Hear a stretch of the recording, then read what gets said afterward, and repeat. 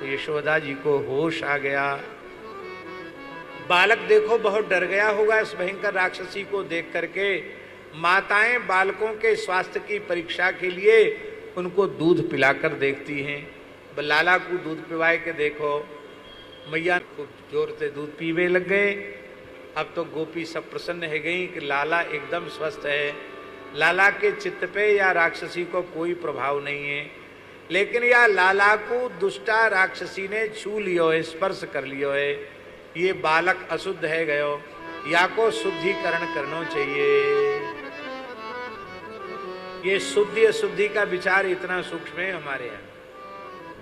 अशुद्ध व्यक्ति के स्पर्श से भी अशुद्धि आ जाती है, और ये महाराज जी बड़ा सूक्ष्म विज्ञान है। अब इस तरह की हम चर्चाएं करेंगे तो तमाम उदाहरण हम दे सकते हैं, लेकिन हम देंगे नहीं तो कथा रह जाएगी। स्पर्श का बहुत प्रभाव होगा। हम आपको क्या कहें, व्यक्ति के स्पर्श का प्रभाव नहीं होता है, वस्तु के स्पर्श का प्रभाव होता है। अन्न के खाने का प्रभाव चित्त पर होता है। हम अपने पूज्य गुरुदेव श्री पहाड़ी बाबा महाराज के साथ एक बड़े शहर में एक बहुत धनी मानी व्यक्ति थे, उनके यहां गए। तो महाराज जी तो रात्रि को जहां वो निवास करते थे वहां कोई मनुष्य नहीं होना चाहिए, किसी तरह की लाइट नहीं जलनी चाहिए।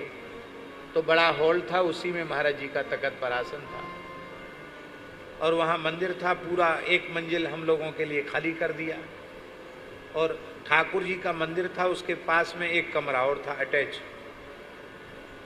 उस कमरे में हमको कहा गया कि आप इसमें सो जाइए। ठंड का समय था। बड़े शहरों में जगह बहुत मूल्यवान होती है, तो थोड़ी जगह में ही लोग बड़ा बनाते हैं। तो आजकल कमरे बहुत बड़े नहीं होते ना, वो कमरे में बेड बना तो डबल बेड के बाद फिर नीचे जगह ज़्यादा बचती नहीं है, बहुत ज़्यादा जगह नहीं रह जाती। अब जो 10 बाई 12 का कमरा है और बड़ा एक बेड पड़ गया तो कहाँ जगह बचेगी अटैच कमरे में। तो रात्रि को हम सोए तो जैसे स्वप्न किसी साधु को या साधक को जो संतों के गुरुजनों के चरणों में निवास करता हो, ऐसे व्यक्ति को जैसे स्वप्न नहीं आना चाहिए वैसे स्वप्न हमको आने लगे। जबकि हमको हरिगुरु संतों की कृपा से कभी बुरे स्वप्न नहीं आते, कभी नहीं आते। अब तो भगवान की इतनी दया कि उनको सपने याद ही नहीं रहते, पहले याद रहते थे।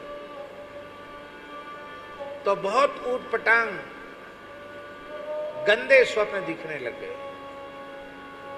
तो हम हड़बड़ा कर उठे। हमने सोचा ये बिस्तर पर हम सोए हैं, लगता है उसी का प्रभाव है। तो तत्काल बाथरूम में जाकर हमने पूरा स्नान किया सिर से, और ये आता नहीं था कि किधर खोलने से गर्म होता, किधर खोलने से ठंडा होता। तो वो शावर खोल दिया, उसी से ठंडा पानी निकला, उसी से नहा लिया। अब और कोई कपड़ा वपड़ा तो थे नहीं, ऊनी एक चादर था और एक और चादर, 2 चादर थे। तो एक चादर को नीचे बिछा लिया, एक चादर ऊपर से ओढ़कर। ठंड के समय में ऐसे खूब जोर की ठंड थी, ऐसे सिकुड़ के सो गए। ठंड तो लगेगी कि नहीं लगेगी? एक तो सिर से नहा लो ठंडे पानी से, और फिर नीचे न गद्दा न कंबल कुछ नहीं, सामान्य एक चादर बिछा के एक चादर ओढ़ के सो गए, अपना जो हमारे पास था। तो जैसे ही सोए तत्काल भगवान की लीलाओं के स्वप्न देखने लग गए। माने जैसे प्रकाश और अंधकार में जितना अंतर है, उस समय बुरे बुरे स्वप्न दिख रहे थे, और जैसे ही भूमि पर लेटे कि भगवान की सुंदर लीलाओं के, वृंदावन की लीलाओं का अनुभव होने लग गया। तो हमने दोनों बातें पूज्य गुरुदेव पहाड़ी बाबा के चरणों में निवेदित की। तब महाराज जी ने कहा, बच्चा, इसलिए पुराने साधुओं की कहावत है, आसन फरक्कट टुकड़ा सरक्कत। आसन साधु को पवित्र रखना चाहिए, किसी के आसन पर न बैठना न किसी के आसन पर बिठाना। हम तो अपना आसन लेके चलते सब जगह, इतना सामान चलता तो आसन क्यों?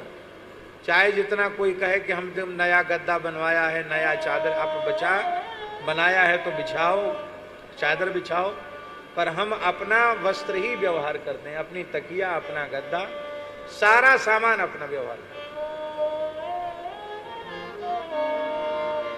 दूसरे का व्यवहार नहीं करते।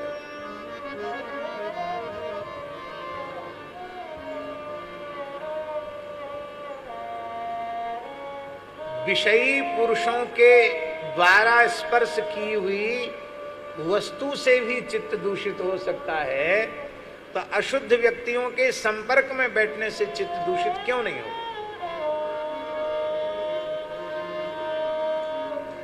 केवल 1 वर्ष तक कोई नियम ले ले कि मैं पूर्ण मौन हो जाऊंगा,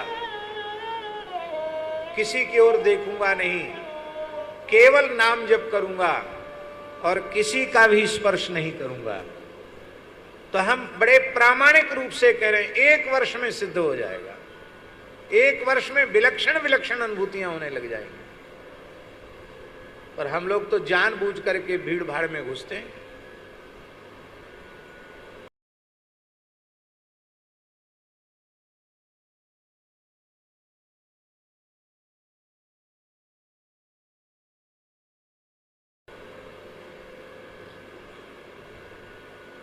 बाल कृष्ण अशुद्ध हो गए क्योंकि बाल हत्यारिणी रक्तपान करने वाली पूतना स्पर्श कर लिया। तब बालक का शुद्धिकरण कैसे किया जाए?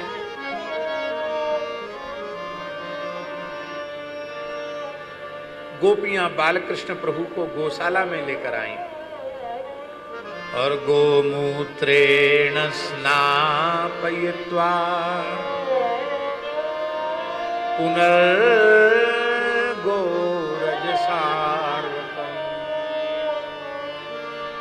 रक्षां चक्रुश्च सकृता द्वादशांगे सुनामभि। बालकृष्ण प्रभु को गोमूत्र से स्नान कराया। भगवान के श्रीअंग में गौ माता की चरणरज लगाई, भगवान के शरीर में गौ माता का गोबर लगाया और गौ माता की पूंछ पकड़ करके भगवान को झाड़ने लगी भगवान। गोप्यः संस्पृष्ट सलिला अंगेषु करयो पृथक् न्यस्यात्मन्यथ बालस्य बीजन्यासमकुर्वत। पहले अपने शरीर में अंगन्यास